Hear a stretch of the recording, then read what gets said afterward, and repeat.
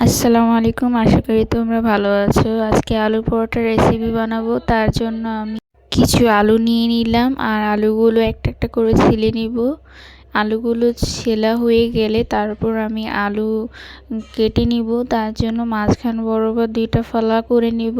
তারপর তারপর চার ফালা করব, দুই ভাগ করে। আবার সেম টু সেম ওই আলুগুলো দুই ফালা করে চার ফালা করব।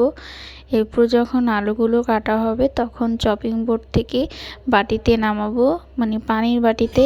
এরপর বেসিনে দেওয়ার আগে একবার পানির মধ্যে একটু ভালো করে ডলে নিব যাতে ময়লাগুলো বের হয়। এরপর বেসিনে ওই পানিগুলো ফেলে দিব, আবার পানি ডালবো। কারণ হচ্ছে কি, আলুর মধ্যে জীবাণু থাকতে পারে, কারণ হচ্ছে বালুর মধ্যে আলুর জন্ম হয়, তো এই জন্য অনেকেরা ভাবতে পারে যে আমরা একবার দেখাই নিলাম তোমাদেরকে যে আমরা আলু কতটুকু ধুই। যাই হোক, তারপরে আলুগুলো ধোয়া হয়ে গেলে এরপর চুলার মধ্যে আগুন ধরাবো। আলু সিদ্ধ দিতে হবে, তো তাই জন্য গ্যাস লাইট দিয়ে আমি আগুনটা ধরালাম, তোমাদেরকে দেখালাম। এই জন্য ভিডিওটা বড় হয়ে গেছে, সরি এই জন্য। যাই হোক, এরপর বাটির মধ্যে পানি ঢেলে এরপর সেই আলুগুলো আমি কি করব, বাটির মধ্যে ঢেলে দিব সিদ্ধ করার জন্য। এরপর আমি 1 চিমটি পরিমাণ লবণ নিব। এই যে দেখতে পাচ্ছ লবণ নিয়েছি। এরপর এটার মধ্যে ঢেলে দিব লবণগুলো। এরপর আলুগুলো হতে থাক, তার সেই পর্যন্ত তোমাদেরকে আমি ব্রেক দিয়ে এইগুলো দেখাচ্ছি। এটা হচ্ছে আমার বড় পুষি, আর ওর নতুন বাচ্চা, আর ওর নাম হচ্ছে জ্যাক। ও হচ্ছে আগের বাচ্চা ছিল। আর হচ্ছে এটা হচ্ছে টুনটুনি, এটা হচ্ছে আমাদের আগের বাচ্চা। আগে 4টা ছিল, এক বড়টা দেওয়া হয়ে গেছিল আর ছোটটা আমরা করেছিলাম। ছোটটা আসলে মারা গিয়েছে, তাই জন্য মনে অনেক কষ্ট।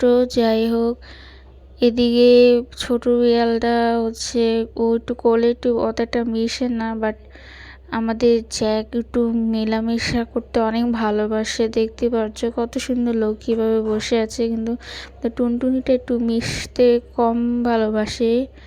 যাই হোক, দেখতে পাচ্ছ ওর মা আবার জ্যাককে বেশি ভালোবাসে টুনটুনির থেকে। টুনটুনি একটু রাগ বেশি হয়, তাই জন্য ওকে একটু কম ভালোবাসে, কিছু এলে মারে। যাই হোক, এবার আমরা একটু আলু সেদ্ধগুলো দেখে নিলাম যে আলু সেদ্ধ হয়েছে কিনা। দেখছি আলু সেদ্ধ হয়ে গেছে। এরপর আলুগুলো নামিয়ে আমি আলুগুলো ভালো করে ভর্তা করে নিব। ভালো করে মেট করবে যতক্ষণ না আলুগুলো মেট না হয়। আমি সবগুলো আলু মেট করার পর আমি সামান্য পরিমাণ লবণ দিয়েছি, কারণ হলো কি যে আলু সেদ্ধ করার সময় অনেক লবণ হয়ে গেছিলো। আর এবার কত নতুন আলু, তো তাই জন্য ছোলা ছাড়া ছুলে এরপর নতুন আলুগুলো দিয়েছিলাম, তাই জন্য আলুগুলোর মধ্যে লবণটা বেশি হয়ে গিয়েছিলো। ছোলা হইলে তো আবার অতটা লবণ লাগতো না। এরপর আবার আমি আলু ভর্তা করার পর পেঁয়াজ ভাজতে ভুলে গিয়েছিলাম, তাই জন্য পেঁয়াজ শুকনো মরিচ। এরপর আমি তেল ঢেলে সামান্য পরিমাণ তেলটাকে গরম করতে দেব। এরপর এর মধ্যে বেশি বেশি করে পেঁয়াজ ঢালবো। এরপর পেঁয়াজগুলো যতক্ষণ না বাদামি না হয় এর পর্যন্ত আমরা ওয়েট করব। পেঁয়াজের একটু গরম হবে তখন আমি একটা খুন্তি নিয়ে নাড়া দিব। এরপর যতক্ষণ না বাদামি না হবে ততক্ষণ না তোমরা নাড়তে থাকবে, যতক্ষণ না বাদামি না হয়। আমি যতক্ষণ না বাদামি না হয় ততক্ষণ না নাড়তেছি, যখন বাদামি হবে তখন। যাই হোক, এখন বাদামি হয়ে গেছে, পেঁয়াজগুলো ঢেলে এরপর আমি 3টা শুকনো মরিচ দিয়ে দিব। শুকনো মরিচগুলো সেম টু সেম নাড়তে থাকবে যতক্ষণ না লাল না হয়। আর শুকনো মরিচ অত লাল করার দরকার নেই, নাহলে পুড়ে ছাই হয়ে যাবে। আমি হালকা লাল করেছি। এদিকে আমি শুকনো পেঁয়াজগুলো দেখাচ্ছি। পেঁয়াজ আর শুকনো মরিচ দেখো কত সুন্দর হয়েছে।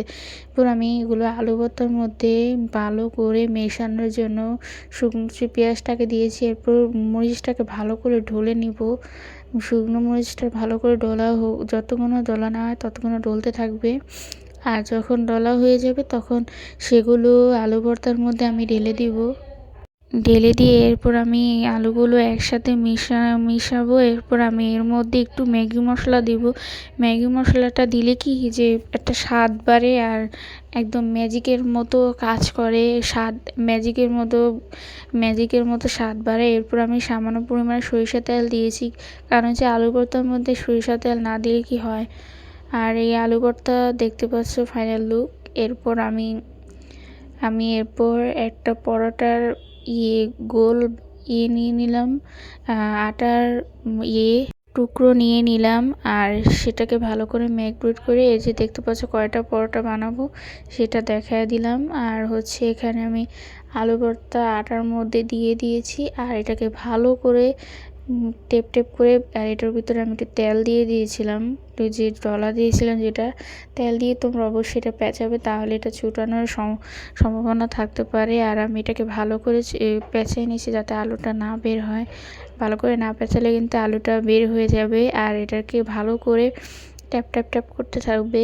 আর এটা ট্যাপ ট্যাপ হয়ে গেলে এরপর আমি বেলুনের সাহায্যে ভালো করে ঢেলে নিব। এরপর এটা যতক্ষণ না রুটি না হয় ততক্ষণ না এটার মধ্যে তোমরা আটার গুঁড়ো দিবে, তাহলে লেগে লেগে যেতে পারে। এরপর কি এটা হয়ে গেলে এরপর আমি প্লেটে ঢেলে দিলাম। এরপর বাজার প্রসেসিংয়ে গেলাম। আর আগে থেকে আমি তেল দিয়ে দিয়েছিলাম।